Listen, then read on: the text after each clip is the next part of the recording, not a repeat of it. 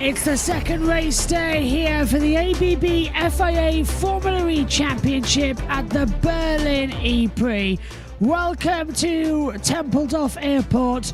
We're getting ready for the start of qualifying. We've got a few technical issues up here in the commentary box internet-wise, so we're going to hand over to our commentary team for the start of Tom Brooks.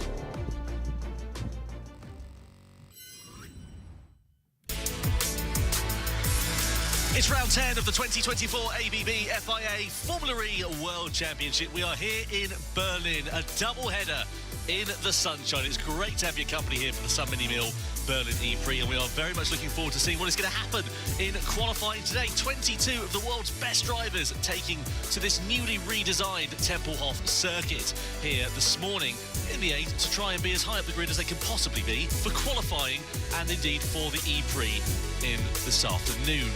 Yesterday was a frenetic affair. We saw action aplenty. We saw carbon fibre littered all over the circuit. We saw delight for some drivers. We saw despair for some others, including for these two, for Jake Dennis and for Norman Nato. It was a day to forget for the Andretti team.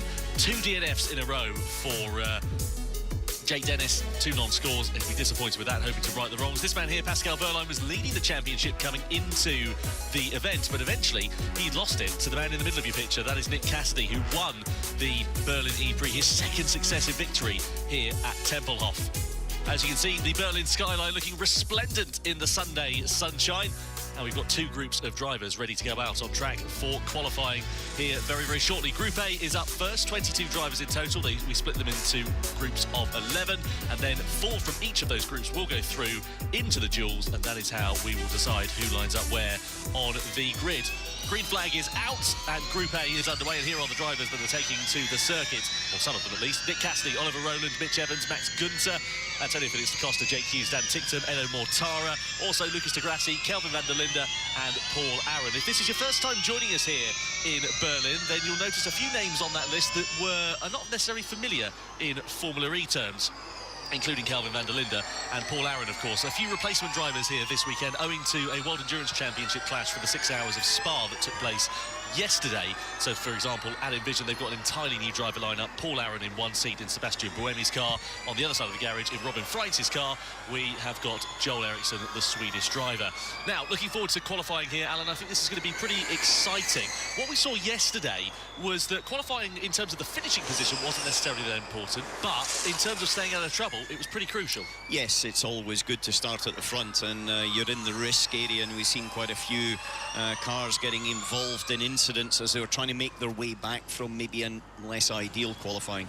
And so in that respect, it's without doubt better to be at the front than not. This was one team there, we just saw Andretti's, who struggled very much in qualifying yesterday. They had both cars on the back row of the grid, and they'll be looking to try to improve on that. In fact, Roger Griffiths was saying to Nicky earlier on that they think they found something in free practice this morning that's going to help them. Well, they needed to, really, didn't they? They seemed like a team that had lost direction. You know, they had Nato on a completely different setup to Jake Dennis, and that to me just screams that they're a bit lost. They don't really know what direction to go in. Yeah, exactly, but you know, let's see if they can pull it back, because without doubt Jake Dennis was quick in the race. It just happens to be this point that's very difficult for them. You see our virtual race engineer saying that drivers have got 2 runs out, prep lap, push lap, and then and so on and so forth. Well, in comparison to yesterday's qualifying, it's quite different today as well, because the sun's out, it's much warmer. However, on this straight that we've now got Nick Cassidy driving down, the start-finish straight, the wind is heavily in their face, and so breaking into this first corner, first of all, the circuit the dirt and everything that's accumulated since the Berlin E-Prix last year is now away from the track, and the second thing is that there is just everybody's got a little bit more feel for it, so I expect faster lap times than what they were doing yesterday. Well, especially this morning actually in free practice 1, cooler conditions, but a 1:01.9 was the quickest time set by Pascal Wehrlein in FP3. I mean, that was one of the sort of quicker times that we saw relatively in qualifying for round 9 yesterday. And this was someone that I thought did a pretty good job yesterday, Paul Aron. He jumped into this car with very limited amount of running, and was up in the top 8 before he lost his front wing, if I remember correctly. Yeah. And that unfortunately meant that it wasn't the result he was hoping for, but there was speed in the competitive. Quite a few drivers were, actually, and it was quite unlucky to miss out on points eventually. His car was smoking as he came over the timeline, had a bit of bodywork damage at the checkered flag. Yeah, let's be honest about it. I don't think any other car on the race had no damage. I think they were all had some sort of hits and bumps and things as they were making their way through. Yeah, we had Alice Powell in commentary for Free Practice 3 earlier on this morning. She's doing the rookie test for Envision tomorrow. She said the team were up until about 12:30 getting the cars fixed and ready for racing today, and then they were in at 5:45 this morning. So pretty long hours and not a lot of rest for some of the teams. Heather Mortara, team watching on there in the garage. Great job from him in qualifying yesterday. Managed to get himself onto pole position. Mahindra's first pole since Mexico 2023. Mortara's first front row start of the season as well. Actually, his first pole since Tempelhof here a good few years ago, back in 2022. So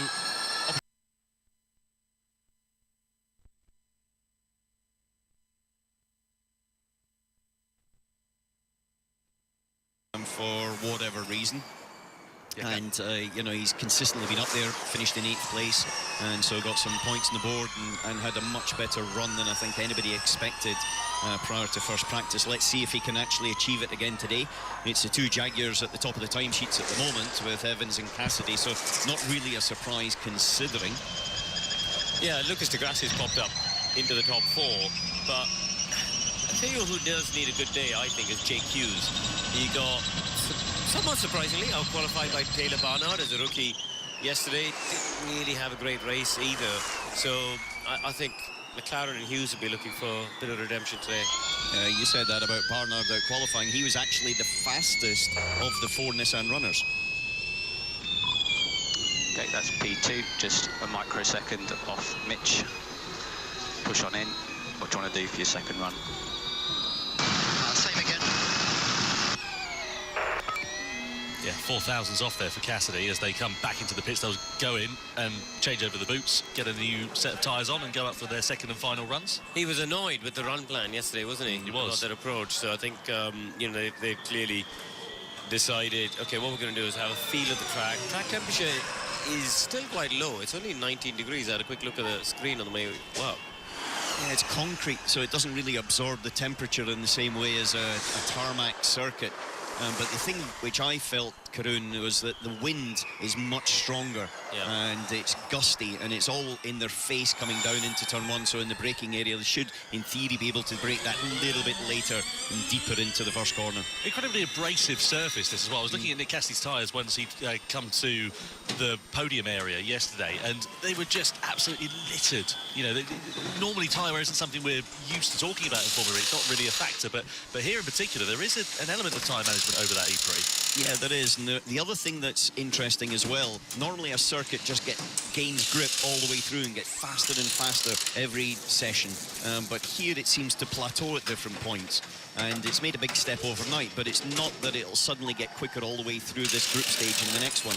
And that's one of the reasons I think that Antonio Felix da Costa, who is currently 8th, has actually just popped out of the pits. He's decided to go early to make sure he's got a clean lap. I mean, he's 8th, but he's only 2/10 off pole. It is so tight. He doesn't need to, you know, if he can find 2 or 3 meters in the braking zone for a couple of corners, that'll pop him into the top 4. That's all he's actually looking for. And on board here with Paul Aaron on his first Formula E weekend, winding himself up. Yeah, he's had a good weekend so far as Paul Aaron. We were just talking about it before he came into the box, Corinne, and we're, you know, all very impressed with the performance that he's put in. Likewise, Joel Eriksson as well, not doing too badly. Joel actually returning to Formula E. He'll be out in Group B after the Group A.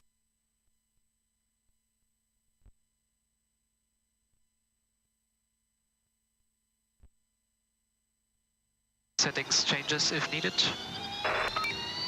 So what settings does he have the parameters to adjust whilst he's driving there? And the brake balance, you know, in the cockpit, as we see on board the Gassi, what are we going to see here? Touched the wall. Yeah, he got a slide on even before the apex, and that just carried on until it sort of got him into that outside wall. But he'll get away with it. We've seen other drivers, including Mortara, do that yesterday. It's the big form. Well, Mortara hit that wall and then went on to get pole position. Yeah, he did.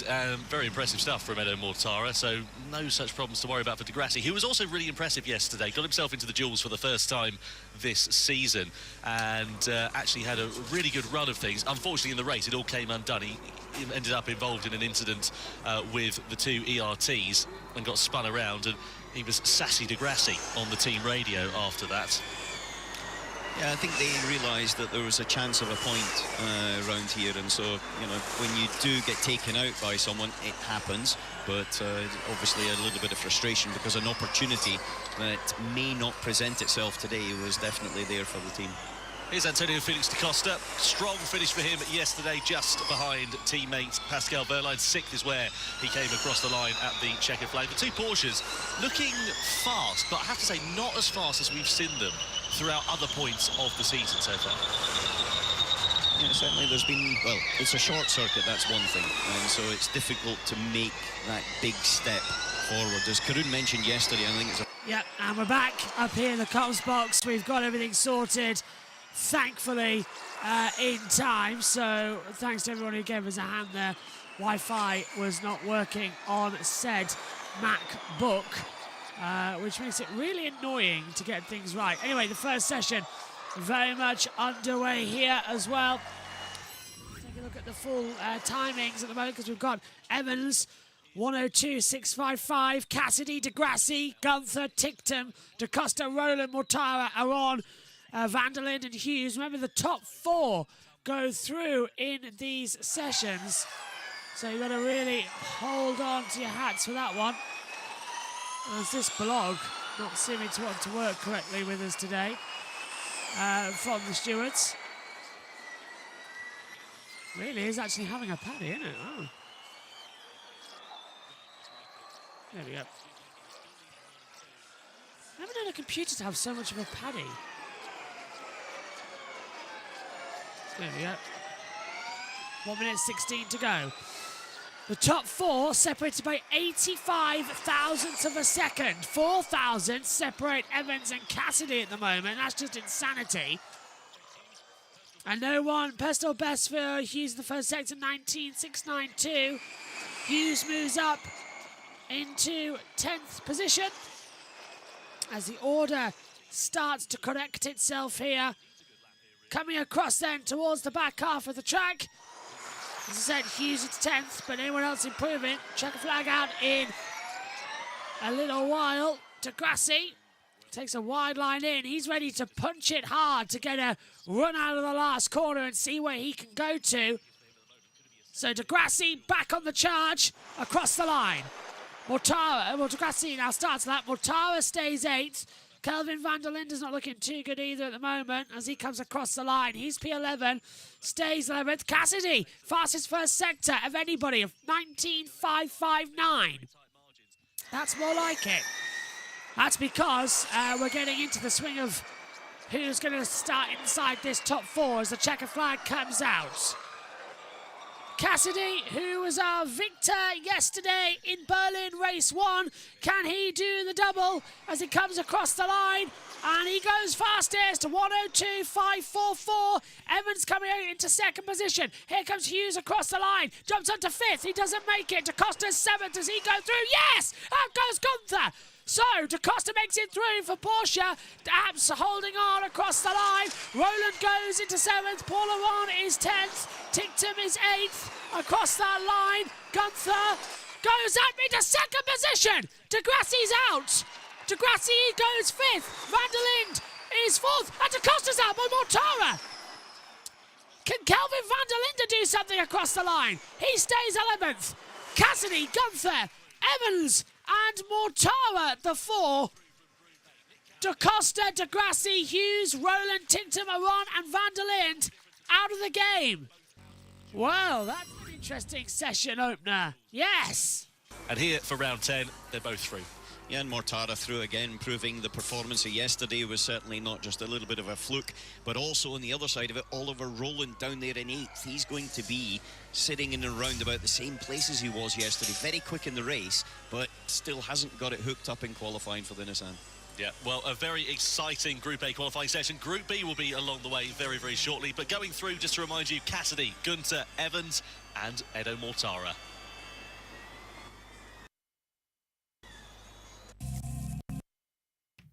Yeah, I knew that was coming a mile away as well. Right, let's take a look then at what everyone's saying. Open up the blog, and I think I'm going to have to refresh it. Oh, dear, yeah, look at that. Oh, hang on, what's happening here? Timing screen's come alive. That's never happened before. Up here in the comments box. Live blog is what I want. Okay, so there we go. Qualifying report. Bingo. As it comes on. So, hey, Josh, says SHT. Mortara is on it for Mahindra this weekend. Gets into the duels in both qualifying sessions as well. He does indeed. Mortara going through as well. That's a brilliant job from him. That team looking to be even faster as well. Mortara was a 10th down on the overall board. He goes in 4th place. Out of the session, though, went Da Costa, De Grassi, Hughes, Roland, Tictum, Aron, and Van der Linde. They are officially out of the session so far.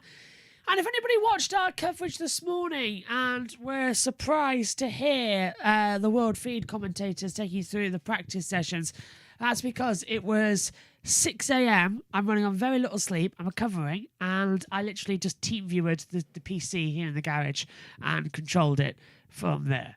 So I just set it all up to put the World Feed on. So I was controlling it from my phone this morning and not in the commentary box. But I am for this one and will be for the rest of the weekend. SHT says, talking about MotoGP yesterday, Bagnaia had a nightmare end to the sprint race. Martin back to winning ways in the Tisson sprint, and Mark was on fire, climbing from 13th to 2nd. He really was. And I think Megan and Ian both did a great job, the pair of them, Megan and Dad, commentating on that race. Just a reminder for you as well, MotoGP, the race live on JB Motorsports Twitch, but also live on JB Motorsports 2. The link for that as well is in the description for JB Motorsports 2. And that's where we're going to have the racing for MotoGP for a while, as just to make sure that nothing clashes with Indy 500 or the Le Mans race, the big races where we want to bring them to you live, and also they pay the most. And MotoGP does pay, but it's starting to cause us issues, so we just moved everything along. So we want to bring the big races, so MotoGP sacrificed a little. Let's head down to JJ. ABB Tom. FIA Formula E World Championship here at Tempelhof. Here is Pascal Wehrlein, former championship leader, ready to go out on track. A top 5 finish for him yesterday, trailing by 9 points to Nick Cassidy in the title race. What is he going to be able to do here in this session? Let's have a listen in here. Actually, I quite liked it the first time. Positive body language there from Nick Cassidy. Here's the lineup for Group B qualifying. So Wehrlein, Dennis, Verne, Van Dorn, Fenestraz, Nato, Sete Camara, Deruvala, Barnard, Jordan King and Joel Eriksson. 2 names that might be a little bit unfamiliar to you, both of whom are in this weekend, replacing Nick de Vries and also Robin Freitz, respectively. So this is going to be interesting. You'd expect, given what we saw yesterday, the 2 DS Penske's to be up there. The Andretti's still a question mark. The Porsche of Wehrlein, he's going to be there and thereabouts. But other than that, I've got no idea. Yeah, I think you're exactly spot on there. And for me, it's a question, can someone nick that 4th place? Because the 2 DSs are going to be in there, and Pascal Wehrlein, as you mentioned. So who's going to be the one that sort of just gets that little edge over the others? Don't forget about the Formula E Predictor app as well. Scan the QR code, bottom left-hand corner of your screen as we get into the duels, and we find out who of the drivers from Group B are going to make it through, as we've got our 8 into the quarterfinals. Tell us who you think is going to progress forwards and be in that front row fight here as the drivers exit onto the circuit, and Group B qualifying now begins. Down in towards turn 6 and 7. This was the scene of a lot of overtaking. We went 4 wide for the lead here at quite a few occasions during the race yesterday. We're expecting much the same. Of course, 2 laps fewer in the E3 this afternoon, Alan. How do you think that's going to change things? I think at the end of the day, it just means they go a little bit earlier to flat out sprinting at the end. I don't see too many changes in the lead up to that particular point. Yeah, looks to be quite an interesting one as well, as they build up for their push laps here. 40, so they'll start sprinting a bit earlier. Yeah, I mean, yesterday I think it was about 7 laps to go, wasn't it? Once we got the added laps, that they went for it. so today it'll probably be 9-10 laps to go. So you'll still have the madness of the first sort of, probably 25, 26 laps, and then there'll be a point where somebody will pull the pin. Yeah, and safety cars, of course, were pretty paramount yesterday as well. It was Nick Cassidy, that second safety car, really helped him out, because as soon as the safety car pulled in, he just absolutely went for it right at the end of the race and pulled out such an advantage. Well, it helped quite a few drivers, and one of them being Taylor Barnard, there we see on the screen in the bottom section, because he actually had to come in and do a pit stop, and then the safety car allowed him to get onto the back of it and then ultimately finish in 10th place, which was a great result for him. So I think the safety car probably hurt some people, but it helped a lot of others. Yeah, Barnard becoming the youngest point scorer ever in Formula E. He's the youngest driver ever to have competed, the first teenager in Formula E as well, which is going to make us all feel a little bit older here in the commentary box. Well, I don't know what we're talking about there. There's Sylvain Filippi, the team principal for Envision. They've had a difficult start to 2024, given that they were the team champions of last year, down to 8th in the standings so far. Of course, without their two full-time drivers here this weekend as well, different expectations for them. Joel Eriksson just clocked in the first time in the session. Yep, Eriksson a 109.951 as the deltas start to come through now. So this is the big crunch point that we were expecting.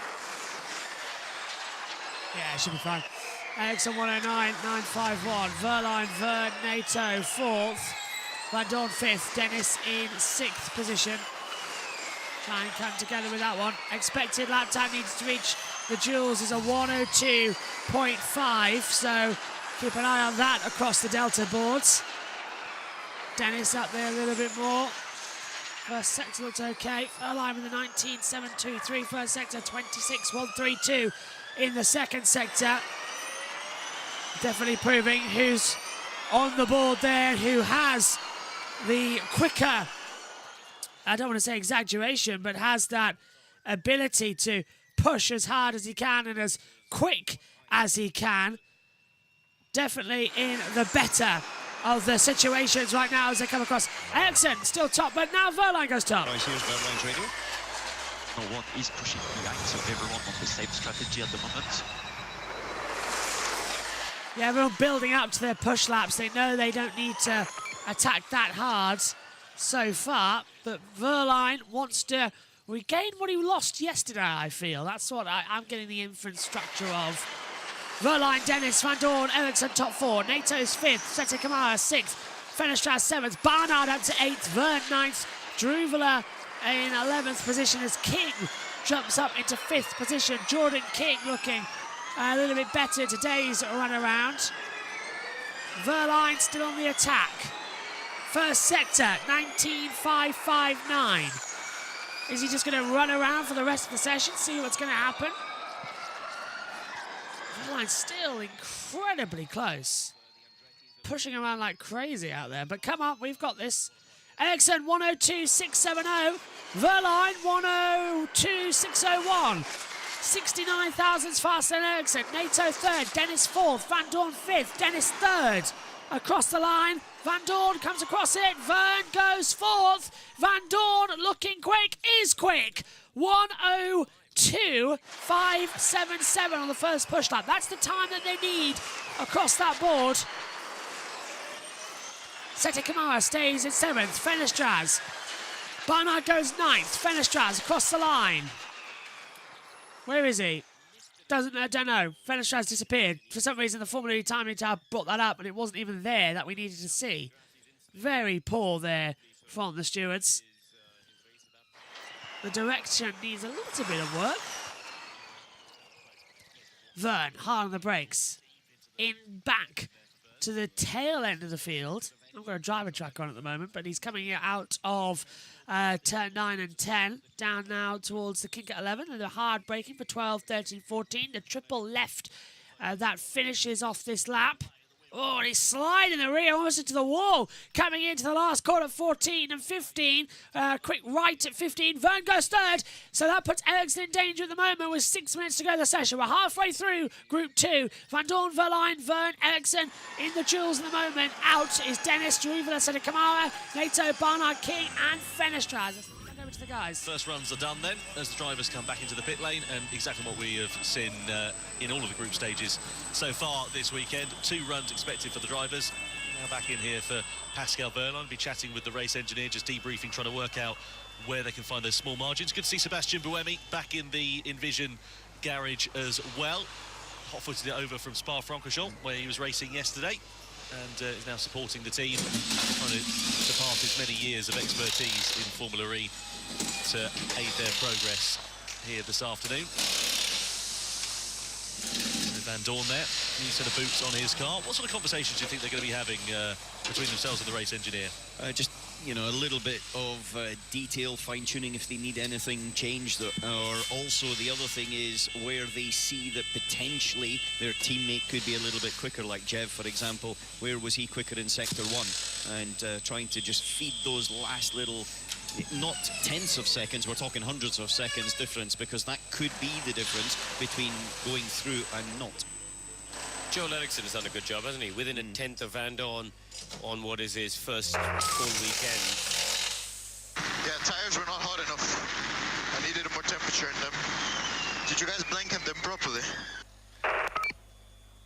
Yeah, Eriksson's first full weekend in a Gen 3 car. We haven't seen him back out since 2021. But interesting there for Sete Camera. We've heard that a lot on the team radio this weekend. Also, Robin Freins in the Envision garage as well, supporting the team and just helping them. But, yeah, tyres in that operating window. This is the interesting thing, isn't it, coming into the duels especially, because you only get one build lap before you've got to go and do your fly. I know it's the same circumstances for everybody, but you've got more power. And if you remember yesterday, we saw Mortara just lighting up those rears like he was doing a demo run down in Berlin. He was also trying to generate into the front. So if you've got rear grip, but you haven't warmed the fronts up, you just get big understeer, and that's no good either. And so they'll be doing a lot of a very aggressive weaving and, I would say, over pushing the front in the corners to try to make it scrub and generate something there. Well, here is Jean-Eric Verne, currently 3rd quickest at the moment. Taylor Barnard as well. Could we see a surprise in the Neon McLaren? There is the air temperature. It's got up to about 18 degrees. Track temperature up to 16 degrees now. So feels a little bit warmer compared to this time yesterday, I must say. Yeah, it was pretty cold yesterday, got to be honest with you. So only 2 cars in the pit, being Verne and Barnard. Everybody else out onto the circuit already. And so I think it's trying to be a little bit of an offset there for both Verne and Barnard as they just pop out the pits, just to try and make sure they get a clean lap. The risk of that, though, is if you wait until that happens and you get a yellow flag at the end of the session. Someone tags the wall, you know, you definitely have got the opportune time to do it. However, saying that depends on everybody else that's on the track being clean.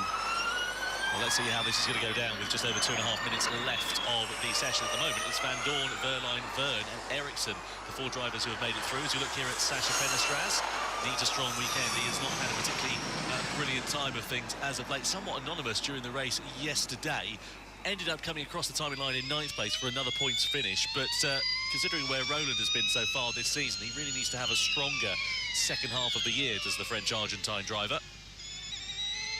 Going through turn 9, getting onto the power as he heads down this back straight. This is the old start-finish straight, by the way, because of course we've revised the circuit layout here at Tempelhof. So heading in towards turns 14 and so on, this triple apex left-hander, that's the old first corner essentially, where it sort of went back around on itself, and then you come down here into the new turn 1 and turn 2.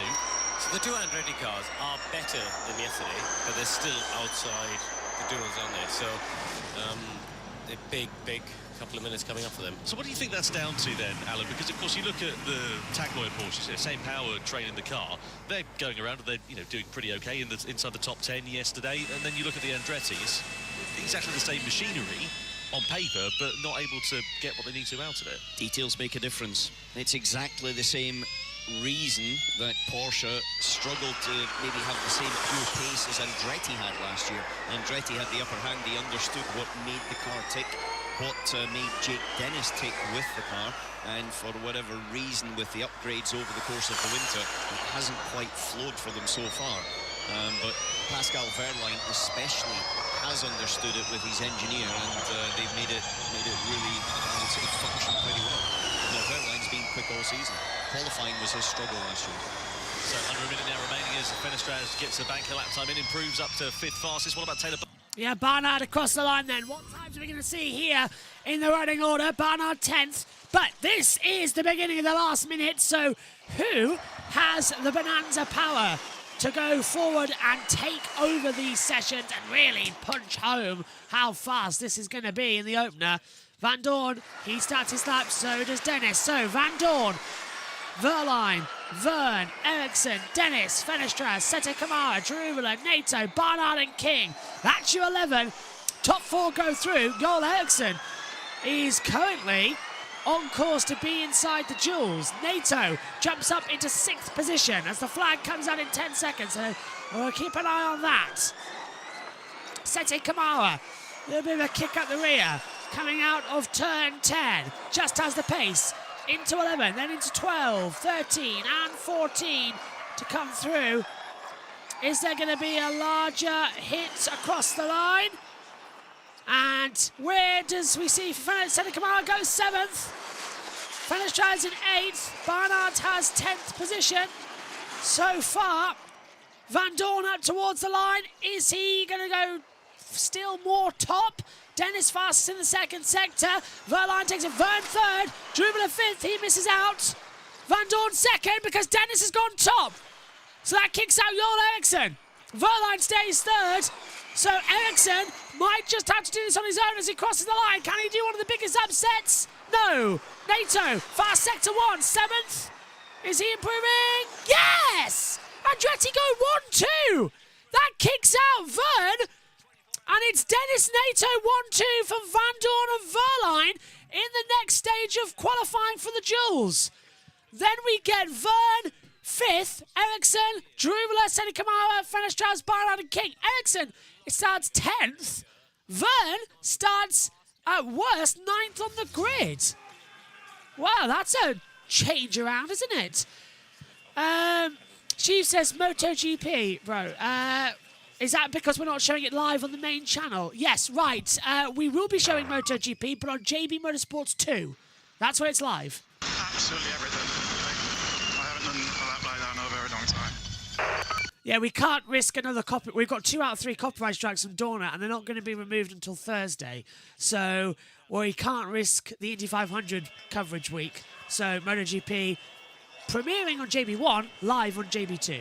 I'll send you the link, actually. Wait there. I think I've still got the link here as they go to ad break. Give me 1 second. Is that the link? It is! Aha! There you go. That's the link to the MotoGP. I'll just put it on the chat now, actually. I'm saying MotoGP. MotoGP on JBM2 Race Watch Along. There you go. So Moto 3 and Moto 2 and the second Moto E, that'll air live tomorrow. So the junior categories, they're airing tomorrow because everything else is so busy. But the main MotoGP race will be live on Twitch. So if you're watching on Twitch right now, MotoGP will be live here on Twitch. And then on JB Motorsports 2 is where the MotoGP will be live on our YouTube channels because we can't risk the strike on the main channel when we've got the Indy 500, the whole, 8 hours a day for 2 weeks compared to a 45-minute MotoGP race that could get us a copyright strike that takes that for the entire week. So you can see the balance here is sort of like, yeah, let's just sacrifice MotoGP for a while for the bigger picture. So in doing so, we have the second YouTube channel where we can air it perfectly fine. And bang, there it's going to be. So I hope that's okay.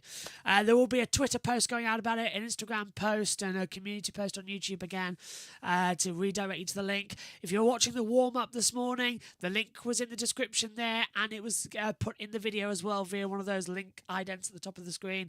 So everything there for MotoGP. However, Moto 3 is about to start in a few minutes' time, and we've got to record the live timings so that I can commentate on the race tomorrow. To explain how that works, actually, is the live timings get recorded. I don't know who wins the race or what, and I don't know what happens in the race. It's completely kept from me, rather brilliantly.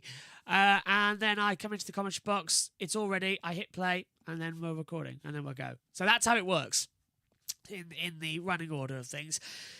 We're into the duels, though. So this is going to be slightly longer to come on. So, yeah, MotoGP for the next couple of races will be on JBMotorsports 2 as well. Practice and qualifying will still be on Twitch and then premiered on YouTube. But just for the next couple of races, so that we don't avoid anything because of the Le Mans 24-hour race and the Indy 500 coverage. We don't want anything to affect it.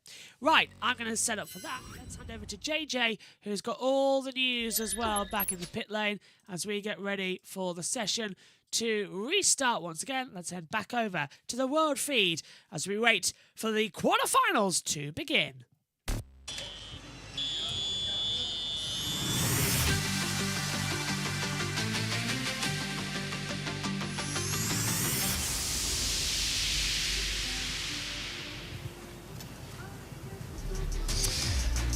Right, that is Groups A and B done in qualifying today. In a minute, we're going to be going back for the duels. Delighted to say we've been joined by Andre Lotterer, fresh from Spa. Managed to put it on pole as well when you was out there, didn't you? Sorry, not on pole, on the podium you got yourself on. Exactly, Very well done, well done. Thank you very much for joining myself and Alan. Let's get straight into it though, guys. Nick Cassidy, again, just going from strength to strength, isn't he, at the minute? Seems really confident in that car, Alan. Yeah, and also yesterday they weren't quite as confident in qualifying. They qualified on the 5th, 6th row, so therefore they've clearly made an improvement, but he has got confidence. You can see the way he's driving as well. Yeah. Everything's flowing. They were talking about the strategy, the way they did qualifying yesterday. They rectified that today and delivered it fastest time. Yeah, I mean, brilliant for them, but another person that seems to manage to get it done in the races, but struggled again today in qualifying, Oliver Rowland. What do you think is going through his head at the minute? Well, you know, Formula E is quite up and down. Sometimes you put it together, sometimes not. You don't always have the package for ultimate lap time, but then the race is a different story. You know, it's really about getting the tires right. The surface here is very specific, so the window of operation is quite small. So, and also today, teams improved a lot from yesterday, so the margin is so small, so to find that extra performance, it gets harder and harder. So, but yeah, he's got the race. We saw that you can overtake quite well, so it's a different story. But it's always nice to be able to qualify in the front, and but yeah, he will do well in the race. Yeah, I'm sure he has. He continues to do that throughout the season. But we can get more information actually from Oliver Rowland, because I think he's been speaking to Nicky. Well, Oliver Rowland, Mr. Consistent, I'm going to start calling you now. 5 podiums so far this season, but not into the duels. No, look, we've been struggling over one lap the whole time we've been here, so yeah, wasn't the qualifying we wanted. The car was better than it was yesterday, just not quite enough to get through, and my lap wasn't perfect, so yeah, we'll be starting at the back and hopefully have an interesting race forward again. All right, thanks very much, Oliver Rowland. Used to South of France, huh? Yeah, quite an honest assessment there from Oliver Rowland. I think the Andretti team, which we'll talk about in a minute, they absolutely turned it on its head and put in a brilliant performance, Jake Dennis and Norman Nato. And I think Karun's done some analysis for us, actually, on the E-pad, just on that performance. Well, I'm going to look at Jake Dennis's lap because, as you said, it completely turned it on its head. Yesterday, he was 11th and last in the group stages. Today, he's at the top of the times with Nato right behind him. So let's look at his lap, because this braking phase of the corner, the entry phase, is where they've been struggling. But today, it does really look like Dennis has got confidence to trail the brakes in. He can attack the brake pedal initially, but also then trail the brakes in, get the nose of the car into the apex of the corner. And I think this really gets illustrated at this next one here, turns 6 and 7. It's got Stoffel Van Dorn in front. Now, turns 6 and 7 are kind of being treated as one long hairpin. So Dennis here braking, he's still braking, slowing down. But look at this, he's able to take the trajectory he wants, get the nose on the apex. This wasn't something he had the confidence to do really comfortably yesterday qualifying. And I think this is something that the Andretti team and he have worked very hard at clearly overnight, made some improvements, made some changes to the car, and he's able to do so. He's going to pick up a bit of a distant slipstream maybe here from Stoffel Van Dorn, but ultimately I think the work has been done in the first half of the lap. His first 2 sectors were very strong. Good run through the final corner, nice and smooth on the way in, a little bit of oversteer at the final apex on the way out. But a good lap there from Jake Dennis, and I'm waiting to see what he can do in the duels, because he's up against Pascal Wehrlein, his big championship rival from last year, JJ. Thank you very much, Karun. Massive turnaround, you have to say. I mean, what can that be down to, Alan? So, details. Yeah. You know, the details make the difference, and it's the confidence. The driver always has to have confidence in the brake pedal. It's the first time that you're going in and you feel what the car's got underneath you, and he struggled with that clearly yesterday. But it wasn't just Jake Dennis. No. Norman Nato backed it up because he basically delivered the second fastest lap time, and that is a major turnaround, and you saw the relief on Roger Griffiths, the team principal, in fact your old team boss's face. And you know, there's a lot of pressure's been sitting in there, but it was released a little bit by that performance. Does that make a difference, Andre, when your teammate is delivering as well, that both cars, something that's changed here has had such a big change on your results, but both cars doing it and doing it well gives you even more confidence? Or? No, that's super important, and also especially now when you see these peloton races, you need to have your wingman, you know, around to be able to play for the attack mode, someone covering you up. But it's great to see the team turning it around. You know, there's so many settings you can do in these cars because we're braking over the regen, so it means like you can have a brake balance initially, then you can change it.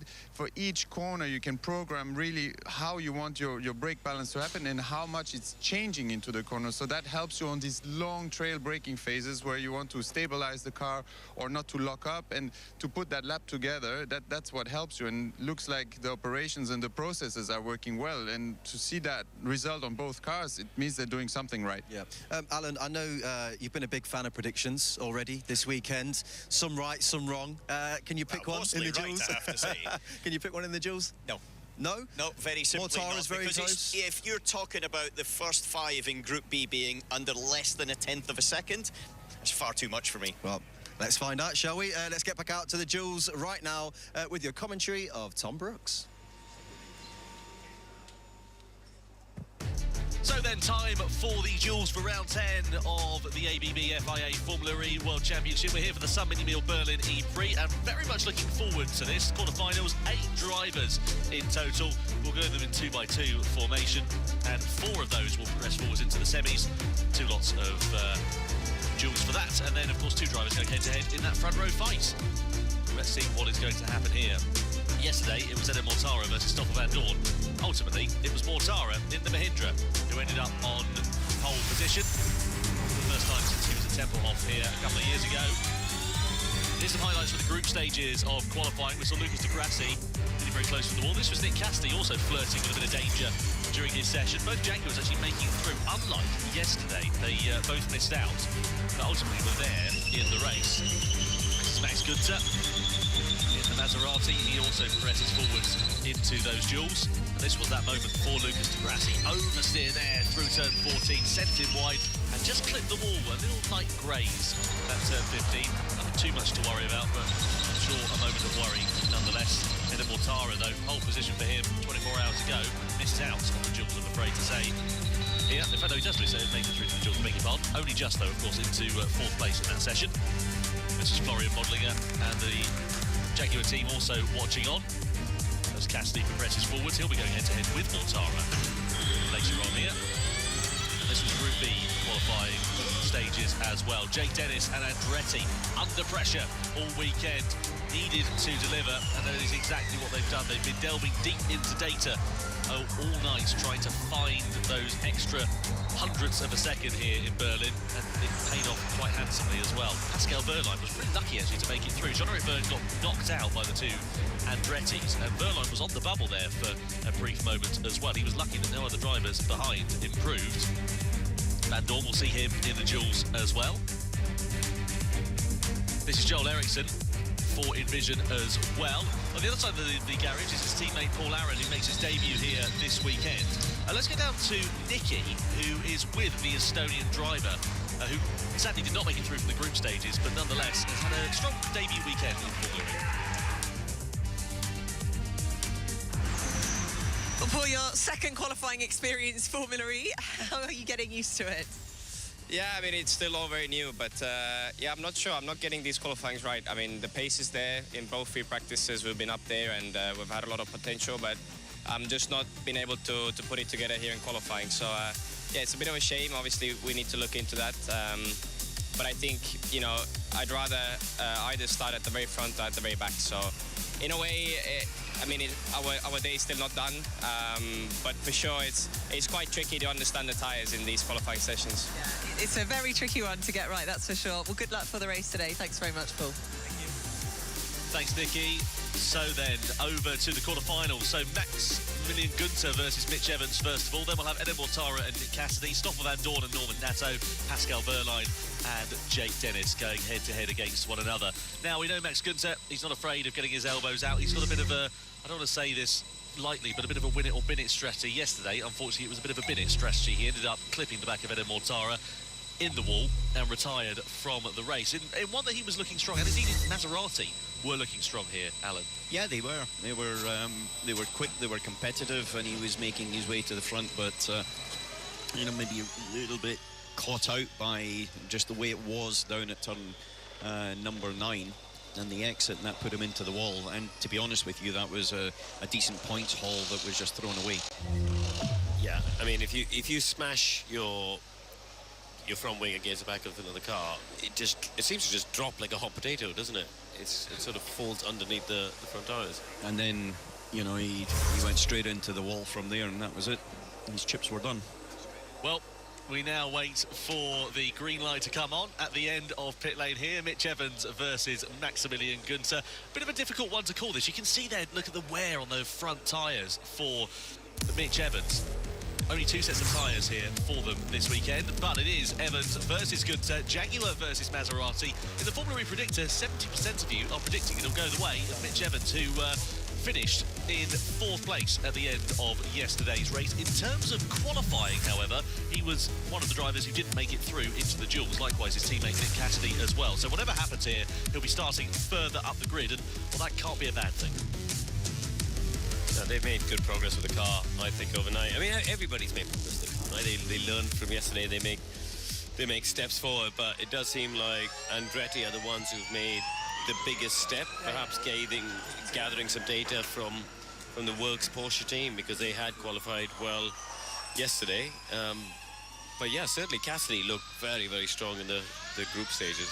Well, in terms of how things go for the duels, we now up the power from 300 to 350 kilowatts. They only get one flying lap, so they get one out lap, but then they come across the timing line. That is the one and only opportunity for them to set a time. And of course, whoever is quicker between these two drivers will progress forwards into the semi-finals. So let's see how this works out. And this is exactly what we saw yesterday, pushing those front tyres, really scrubbing them to try and get heat into them.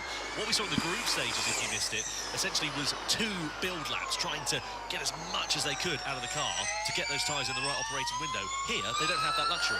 No, they don't, and it's because the circuit is just different. It's too different almost as well. To see what's going to happen as we refresh into the battle screen then for qualifying. I bet you missed it yesterday, didn't you? It wasn't set up on Megan's laptop, but it is on this one. We're going to get that sorted though for next time. Away we go then for quarterfinal number 1 in the duels here for the Berlin E-Prix, the Sun Mineral Berlin E-Prix. First sector coming up for Evans then, and it's a 19.570. Interesting opening delta time. Gunther's lap time's open just alongside in a split screen. This is what we should have. Live pictures, yes, but a split screen to do it. So, Günther coming through on the overall delta times. Is he going to be faster? Can he be faster? 19.668. So far, Evans leads by 98 thousandths of a second. 900ths in old money as they come in towards the braking zone. Hard on the brake, turn it into the last penultimate corner. What are we going to get then across the line? Evans is opening gambit. It's a 1:02.056, fastest time of qualifying so far. Now that we've moved up from 300 kilowatts to 350 kilowatts of power. Günther's sliding around out there right now in that Maserati. Into the last corner of turn 15. Nearly hits the wall for good measure. He is catching him as he comes across the line, but it's too late. It's a 1:02.165. Evans will progress through to the semi-finals. Günther loses out across the board there. And next up, it's Mortara versus Cassidy as well.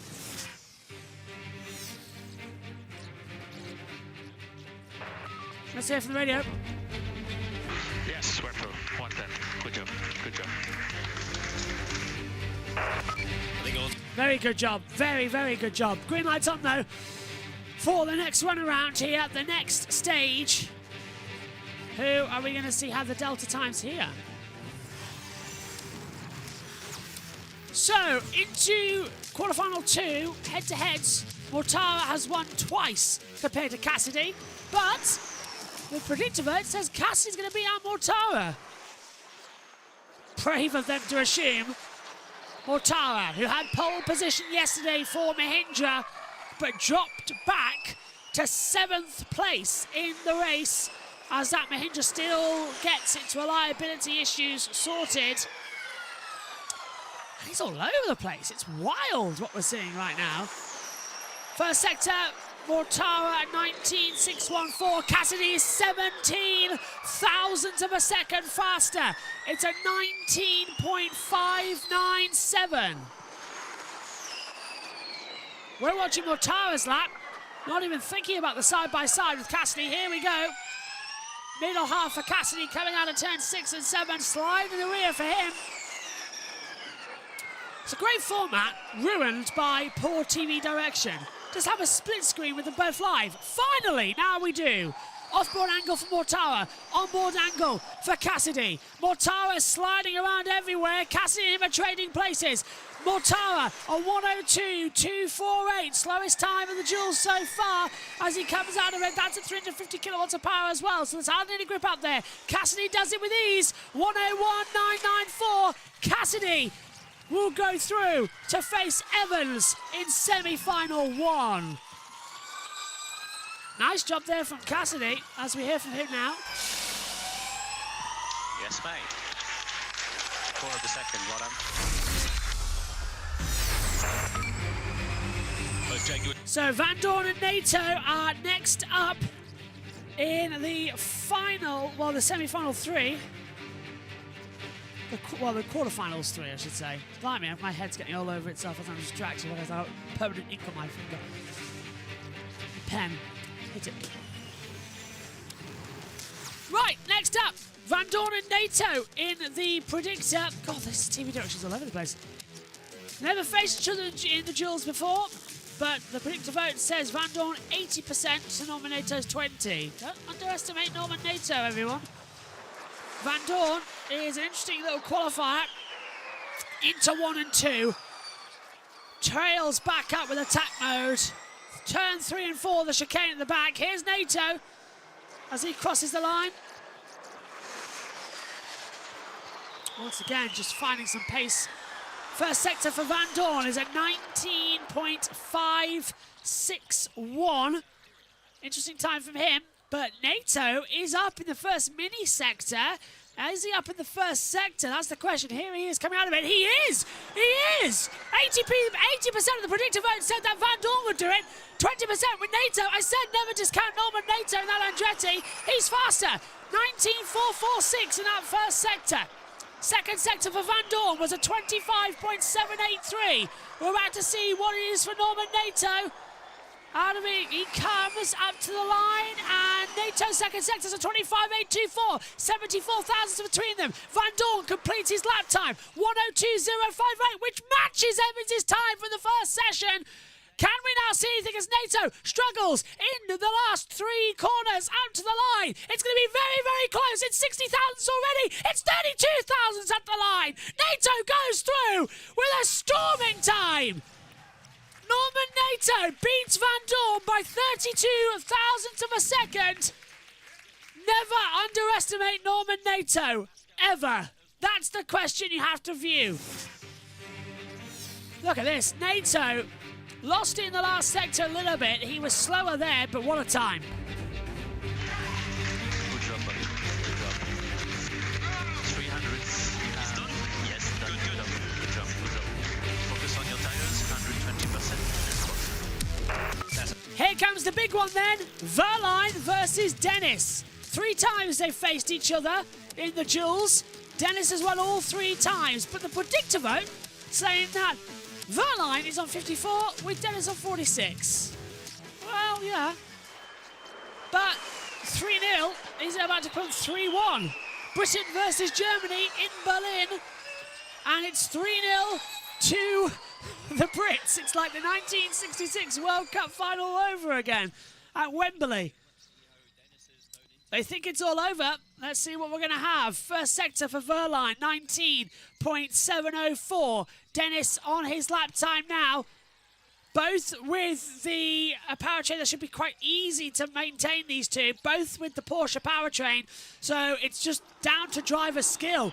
And Dennis is up by 71 thousandths in that first sector. 19.633 for him. Second sector for Pascal Verline comes across it now. It's a 25.846. Where's Dennis coming through? He's nearly there. Coming into sector 2 at the exit of this corner. Verline up to the line though. Dennis's second sector is a 25.674. He's faster by 2.5 tenths of a second. Verline 102.217. It looks like it's about to be 4-0 to Jake Dennis in the dual battle between them as he comes out of the last corner. Boots it hard out of 15. The time is closing, but it doesn't matter. Dennis makes it 4-0 to Verline in the duels. 102.049. Again, similar times to Evans and NATO. No one's touched Cassidy, the only one into the 109s in the 101.9s in this duel. But Dennis goes through to face NATO in the semi-finals. Well, let's hear from it now. Keep the pace up. Bravo. Very well done there, boys. Very, very well done. Now, are we going to stand around with a interview, or are they going to go to an ad break? This is Verline. Exit. Oh, he touched the wall. Out of turn 2. So immediately he lost the time. That's why he was down so much. Touched the wall. Oh, he would have felt that as well. Large whack for Verline. Out of turn 2. Looked okay out of 3 and 4. No signs of damage on the rear suspension. And everyone clapping along in the VIP lounge at the back of the track. So, we have the runners for the semi-finals. Semi-final 1 will take us with Evans and Cassidy. Semi-final 2, NATO and Dennis will have the overall run around as well. So, just a reminder, I'm going to have to open up the TV graphics now to make sure I'm not going to get this mistaken, to know exactly where we are for the rest of the day.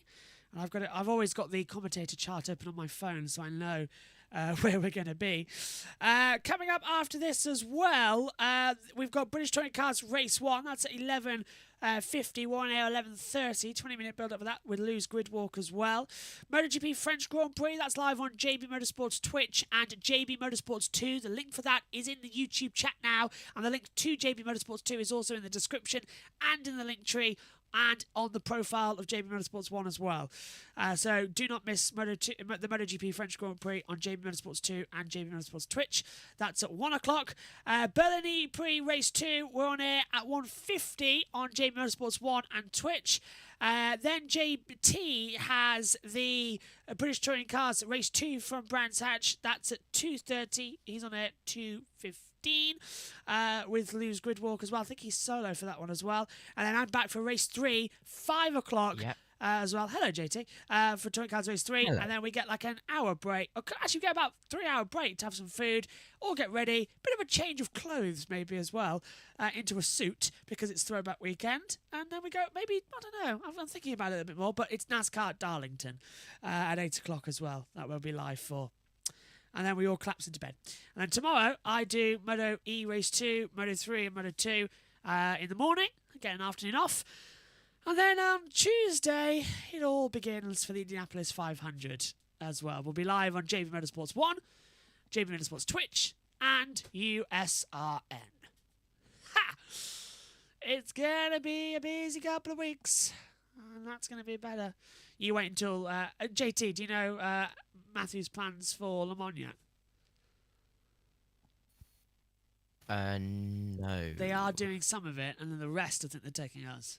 But they can't use all 24 hours because they've also got other things on that weekend, like an ASCAR race. So he's working it out. And I think we're right in the middle of the start of the Olympics, aren't we?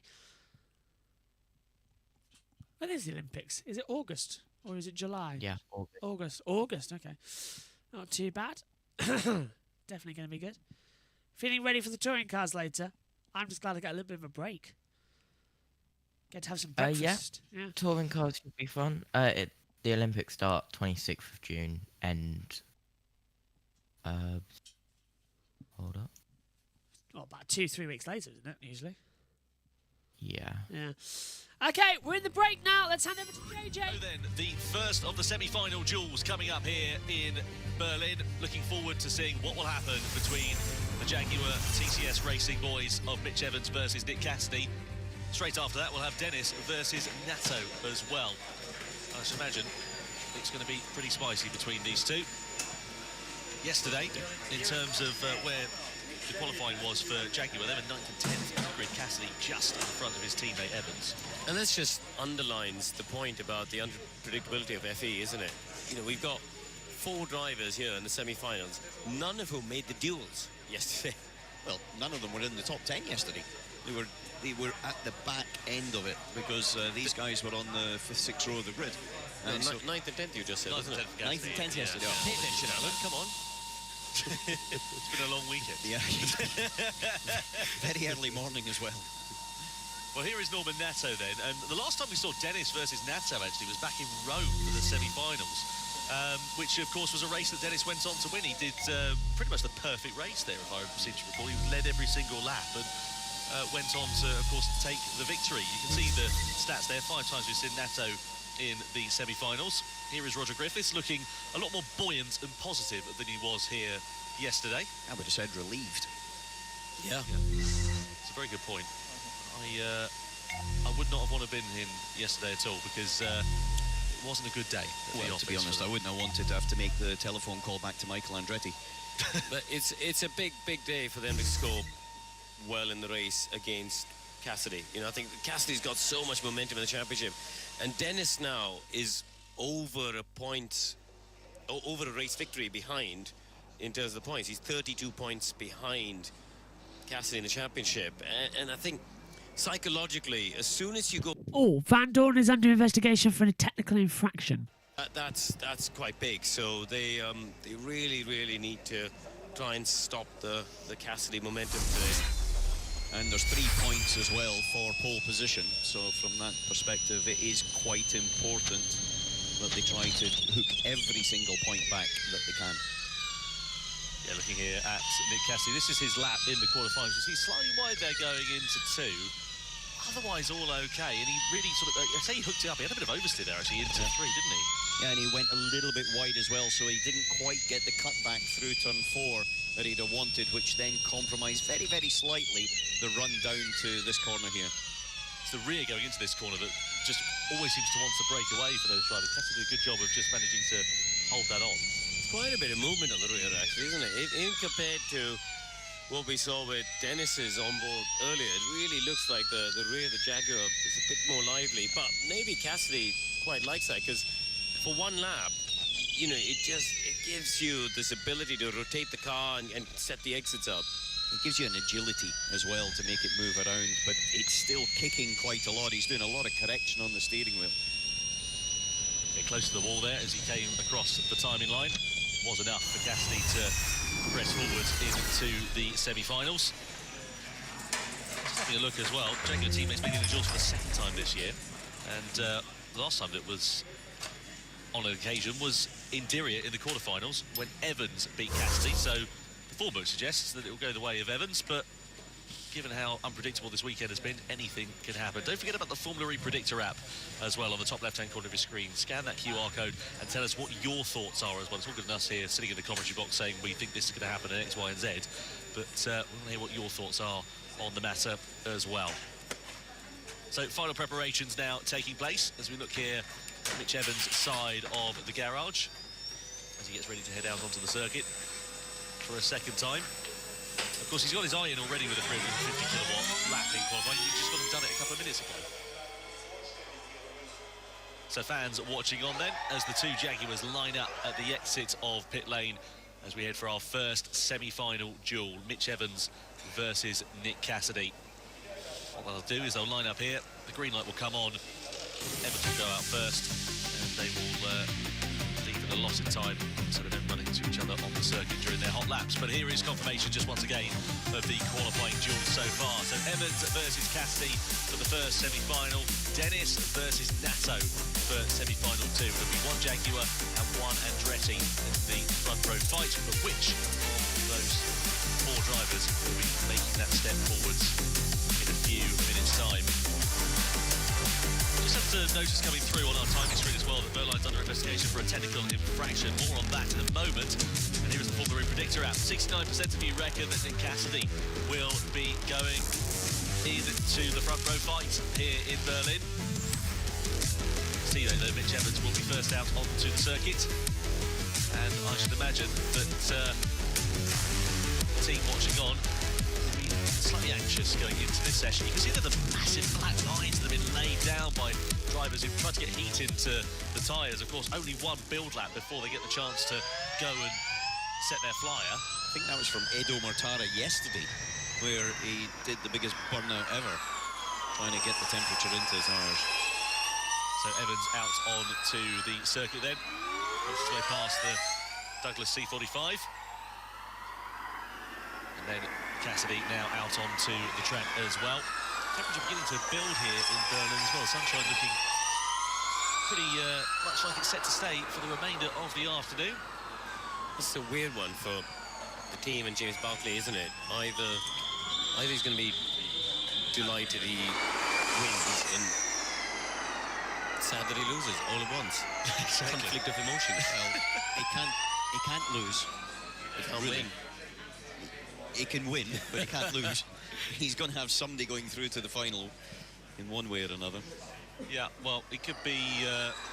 There's a lot worse places to be. Yes, that's true. So we put it that way. Put it up, yeah. Right then, let's see what happens. Mitch Yeah, let's see. Two Jaguars versing each other now in the duels. Let's see exactly what we're going to have. In towards turn one. Double sweep for Evans, who's out first. Nicely done, actually, as well. Cassidy's coming through now. He's starting the lap. Evans' first sector time about to be revealed. It's a 19.585 as we've, for some reason, seen the beginning of Evans' lap and now delayed it to watch Cassidy side by side. The TV direction here is absolutely abysmal. What was wrong with having the live picture of the two onboards at the same time? Surely it's not that we're going to go, oh, look at that, it's how close they are. No, ridiculous. Let's see the bloody laps. Right, well, let's have a look then. Second sector for Evans, I can tell you, is a 25.946. I'm not going to do any of this as they come through. And Cassidy is behind. I've got a feeling that Cassidy's going to be told, because he won the race yesterday, just back off a little bit. But Evans is going to be pushing like crazy. Cassidy's up. Anyway, second sector, he's faster. 25.9 from Evans, 25.7 from Cassidy. And Evans got a lot of understeer coming into that last corner. Evans has backed off massively. Okay, so it's Evans who's been told to back off to benefit Cassidy. This is a clear manipulation here as they come across the line. Cassidy easily goes through at a 102. So Evans is out, but I mean, that looked like planned to me there. So Cassidy in the final, what a surprise. Yeah, it was a messy lap from Cassidy. I wonder if that was predetermined before, like someone went up to him and said, look, back off. Cassidy's got this one. Look, even Jaguar know what's going on. They've got the smiles on. So now, they really are 2 by 2, aren't they? Because we've had the two Jaguars of Evans and Cassidy, and now it's the two Andrettis. Dennis versus NATO. Very much is 2 by 2. James Barclay watching on in the Jaguar run. Well, Dennis and NATO faced each other once before in the semi-finals this season. Dennis took it, but NATO was asked to let him through.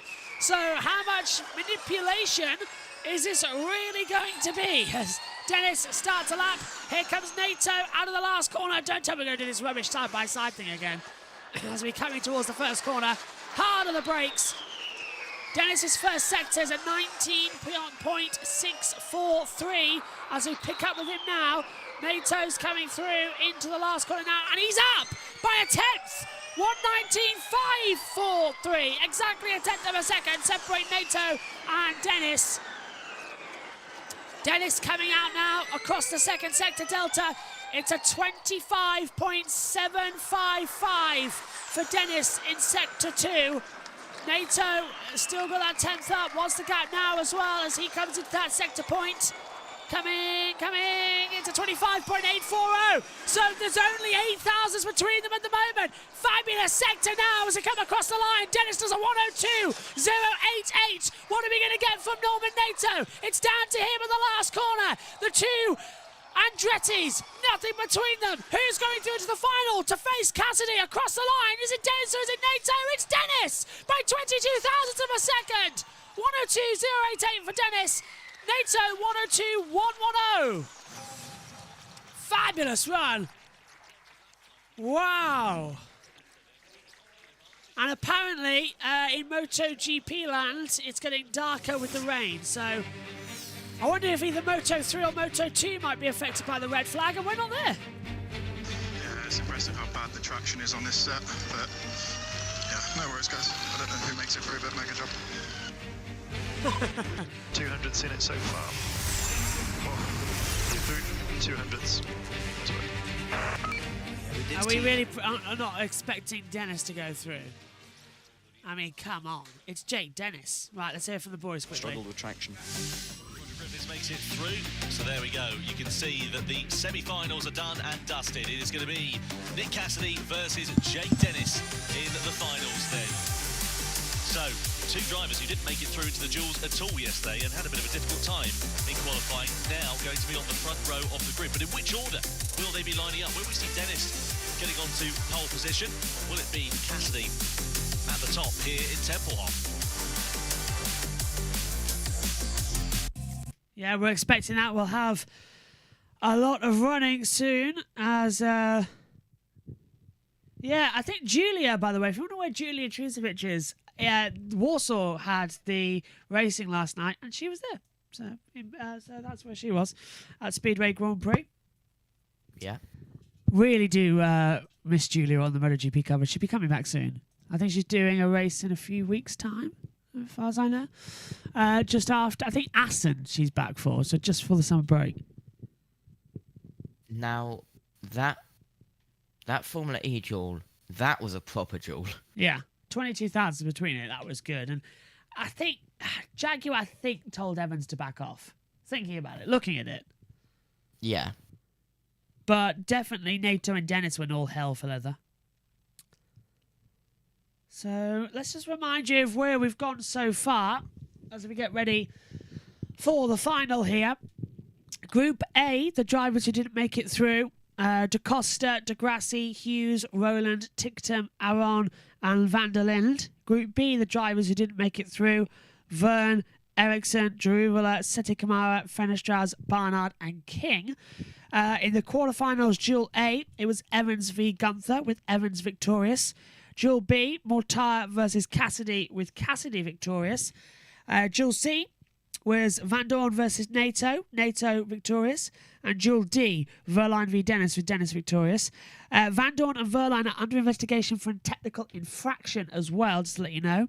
Semi-final 1 was Evans v Cassidy. Cassidy took that. And semi-final 2, which we just saw, was Nato versus Dennis, with Dennis taking it, which means the final with 3 points on offer is the Cassidy versus Dennis coming through as well. So get your vote in on the predictor as to who's going to take that. And I think as well, JT, we're in for hopefully an interesting race later on. Yeah, absolutely. We saw how chaotic yesterday's race was, so let's see if it's as chaotic today. Gearing up as I hope the Moto 2 race isn't, stopped. I hope it rains in between. Yeah. 26th of July to 11th of August, by the way, Josh. That is... Oh, is that the Olympics? Yes. July? Yeah. Oh, only 2 weeks then. End of July. In the summer break for Formula 1 as well. Yeah. How ironic. Lovely. And then hello, Amy. And then the summer break for well, the Olympic break for NASCAR, of course.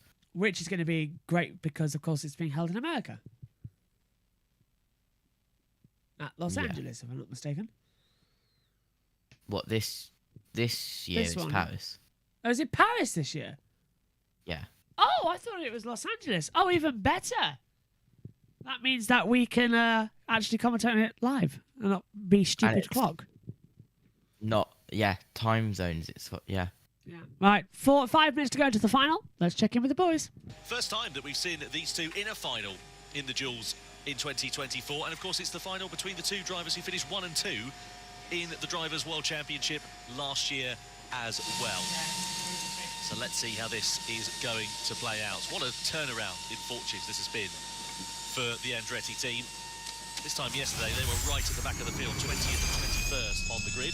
Here are their fastest laps, though, from the semi-finals here. It's a mock final run-through that we can see as we head down towards that first corner. A bit more soaring away at the wheel there for Cassidy as he tried to get the car all stabilised into turn 2. Dennis, a little bit more movement, though, in the slower corners. He said he was struggling with traction there, and it was only down to the mistake that Norman Nato made that ultimately gave him the opportunity to get through into the final, because Nato held a good advantage in the first part of that. You see Cassidy slightly tighter there going through turn 6 and turn 7 here. Alan as well. What you look at Dennis on the right, he's put in a lot of steering, and he comes back very much as a jerk, so he feels where the grip is, and then he's straight on the steering wheel going on throttle. Down in towards this triple apex left-hander. Kiss the first one, miss the second one, and then aim for the third one. Bit of a snap of oversteer there for both drivers actually going through turn 15. They came across the timing line, but nothing really in it. Nothing in it at all. This is going to be about who gets the braking right into the first couple of corners and who doesn't make a mistake. If there's any mistake, I think that's it. What were their times in the semi-finals? Nick Cassidy a 1:02.067. Jake Dennis a 1:02.088. I mean, that's about as close as it can be. Not the closest margin we've seen in Formula E, but of course we've got another lap to come here for them very shortly, as Dennis now exits out of the garage, ready to try and do the business here and get his first pole position of 2024. Likewise, Nick Cassidy also aiming for the same feat as well. Great to see the fans flocking into Berlin here. This Tempelhof circuit, as we said, a bit of a fan favourite. People have made the pilgrimage all the way over from the UK as well, and I'm sure some further afield than that, as the Geist family watch on. Had a spot of dinner with them last night, didn't you, Alan? How was it? Yes, very good. I found out my son went to school with the children as well, which was a bit of a surprise, but small world, isn't yeah, it? they're enjoying their time in Formula E and bringing a different flavour to the paddock, which is always a good thing. Yeah. Nice steak as well. Enjoyed that. So just to move away from your dinner chat, you say the lap times from the semi-finals, Cassidy and Dennis, you know, it was 200s between them, and to give you some context, you know, blink of an eye is about 1/10 of a second. You do 5 blinks of an eye in that time gap. How slow do you blink? Have you timed it? Go on, get your stopwatch out. It's absolute minute differences. Well, I think this is going to be pretty exciting in this one. As we wait for Dennis to come out, you can hear his car now into the fast lane, followed by Nick Cassidy then. So 350 kilowatts of power available at their right foot here. And it'll be Dennis out onto the circuit first of all, both of them chasing their first pole position of the season, and also chasing a top 4 start at Tempelhof. Neither of them have started. Here's how we got here in the qualifying duels, by the way, just to remind you. So you can see there, we had Evans and Cassidy going through from the quarters, Nato and Dennis also through as well. Then it was Jaguar versus Andretti in the semis. The upshot is that it was Dennis and Cassidy, the two drivers who are now into the finals. Both of whom, of course, as we said, did not make it through this time 24 hours ago for round 9. Well, let's see how this is going to work out. What does the Formula E predictor say, though? Between Jake Dennis and Nick Cassidy, 70-30 split there. Nick Cassidy has got the fan support here this afternoon. It's quite punchy. Let's see if translates into on-track performance here for the Kiwi. Wait for that green light to come on at the exit of pit lane. Now the Andretti team watching on. I tell you what, the body language and just the atmosphere down there looks considerably more positive than it did this time yesterday. Green light is on then, as we see Jake Dennis emerging onto the circuit. Not in a flurry of wheel spin like we had from Edo Mortara in the Mahindra yesterday. But Nick Cassidy now ready to go out onto the circuit. So now it's all about building heat into the tyres and getting everything in as good a working range as they can for this one and only flyer. Brakes, tyres, preparation is the key. So Cassidy then out onto the track in the Jaguar. We'll see him pushing the front and rear. Here we go. Just trying to see how much temperature he can get into it. There is James Barkley, team principal. There's the rest of the Jaguar team watching on. Phil Ingram, race engineer there for Nick Cassidy, just in the background of your shots. I must admit, this is a much better run around on the board than what we had yesterday when the final was Mortara versus Verline. Today, it's, well, Dennis versus Cassidy. A bit more impact on the championship, especially for Dennis, who's got to find more grip. The final begins. Who will take pole position for the second Berlin E-Prix of 2024? Bit of a slide there at the back from Dennis in that first sector. His time will come now with a 19.499 across the first sector. We've gone side by side live with Cassidy. You see, that's how you do it. That's how we like it. We can look at two things at once. We can multitask. Good first sector there from Cassidy. Up towards the chicane now. He'll be at the exit. And Cassidy's first sector's at 19.533. 34 thousandths of a second between them at the moment then as they come through. Up to the line. Dennis's second sector's at 25.623. Very tight between them all so far. This is looking monstrous from Dennis, who's sliding out of the last corner. Almost hits the wall with the rear left. Up to the line. And Dennis does a 101.819. Fastest time of the weekend. Cassidy's looking very much down. Second sector. It's a 25.849. So there's 2.5 tenths down. Dennis has pole position unless Cassidy can have a great last corner, which Dennis didn't do. How much time would that cost him? It's very close towards the line, but it's not close enough. Dennis has pole position for the Berlin E-Prix. Cassidy is second, 102.050. Dennis, fastest time of the weekend, 101.819, takes pole position for the Berlin E-Prix. That's how you do it. From misery yesterday, with retirement to pole position in race 2 and bouncing back. That was more of a duel, JT, I think, wasn't it? Yeah, absolutely. Brilliant run. Right, let's check in with the world feed guys as well. And Jake Dennis himself. The lap from Dennis. Pole, baby. Get in. Yes! And he is happy with that. Last time that we saw Jake Dennis on pole was back in Rome 2023. He's never finished lower than second after starting from pole position as well. So let's see whether that translates into good fortune this afternoon. Well, he's going to be hoping that that is the case and that continues, but stunning recovery by Jake Dennis, and just shows you should never give up. Amazing job from Dennis. Despondent here yesterday. Turns into delight here. Round 10. Roger Griffiths as well. Fantastic. Just amazing, really, to see all the team celebrating and the contrast in fortunes and emotions as well. And you can see what it means for that team as well. They were down on their luck, and the team that you can see there have all been diving into the data late into the night to try and find those sort of micro gaps. Oh my God! Yes!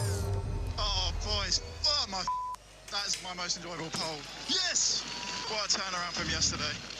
What a turnaround. Yes! I'm glad we borrowed the beat machine for that one. Great lap time for Jake Dennis. Pole position and a Julius Baer trophy.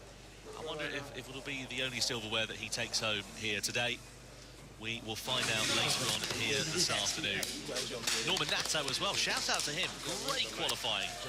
He'll be on that second row of the grid. Actually lining up in third position, so on the clean side as well, as he qualified ahead of Mitch Evans in terms of the lap time sets. So, two Andretti starts on the clean side of the grid. I wonder how beneficial that will be for them come the race starts. Apologies for some of the language you can Apologies, hear yeah. from the Andretti team. Zane Maloney just on the left-hand side of your picture as well. That's the test and reserve driver who does a lot of hours in the simulator along with Natto and Dennis. James Barkley down there congratulating Roger Griffiths as well. He's been there, he knows what it's like to be down on your luck. And when your chips are down, sometimes you've got to throw it all onto red. And it's exactly what Andretti did. And fortunately, they hit the jackpots. We're listening to Mitch Evans.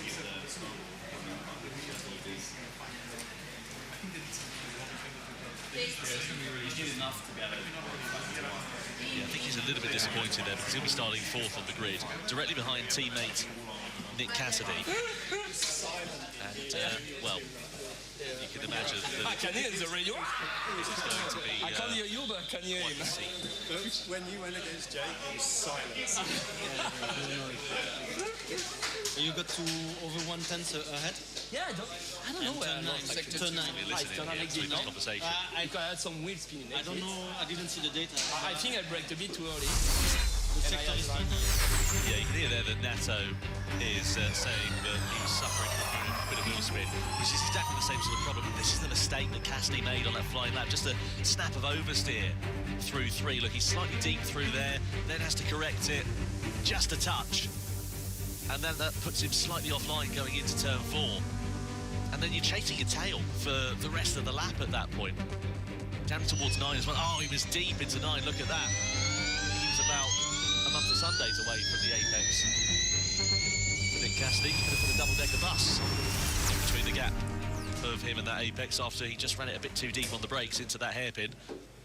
The scene of a lot of action yesterday. Of course, the E-Prix this afternoon, 2 laps shorter than we had yesterday. So I dare say that this is going to be very exciting indeed. Let's go down to catch up with the man who starts on pole position for the first time this year, Jake Dennis. Jake Dennis, huge congratulations, your first pole. Slight difference from yesterday. I mean, what a turnaround for the team. Yeah, pole position, Norman second row. Yeah, so unexpected coming into today. We obviously threw the kitchen sink at it last night, and it paid off. Both cars are performing really well, and yeah, we're getting our pole position, so 3 points, and it just feels good to be back. You know, I felt like I forgot how to drive these past couple of races, and yeah, to know I can still do it and put in a lap like that is a special feeling. Definitely back in the fight for the championship title. Well, I don't think I was ever out of it, even after obviously Nick's win and my DNF, but still a long way to go. But yeah, right now I think everyone inside that team is just more happy that we've found our issue. And yeah, hopefully from now on in we should be a little bit better. And yeah, the racing itself will obviously be chaotic. Pole doesn't mean too much, but I'm just happy to get the 3 points and the front row start. Absolutely. Well, congratulations. I'd now like to welcome 2 students from the AMZ Formula student team, Tibet and Jan, to present you with the Julius Baer pole position trophy. Jake Dennis there for Andretti. Dennis has done it then, 3 points for pole position here as well. Fantastic job for the Avalanche Andretti driver. Let's see what he can do come the E-Prix this afternoon. 38 laps of action set to be on the way. It does indeed, and here is the starting grid then for what we will see later on. Jake Dennis on pole position with Cassidy in second, Nato's third, Evans is fourth, Van Dorn fifth, Gunther sixth, Verline has 7th, Mortara is 8th, Verne is 9th, and Acosta rounds out the top 10.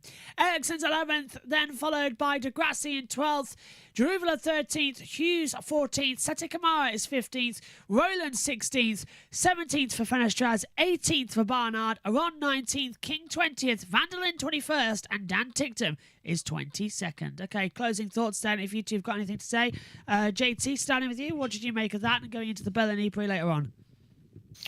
Yeah, absolutely. It could always have chaos, and it will have chaos. As Tom said, it's 2 laps shorter than what it was yesterday, which means there's more energy to be used up on certain laps as well.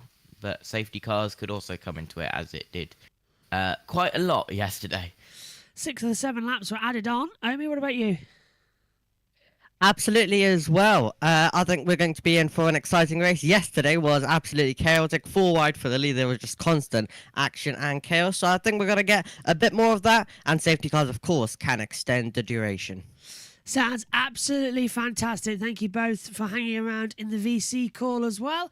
And thanks to everyone watching on as well. We'll be back for all of the action then as well. Next up, it's the British Touring Car Championship, Race 1 in about an hour's time. You can join us for all that here on JB Motorsports. We'll see you soon. Take care. Bye-bye.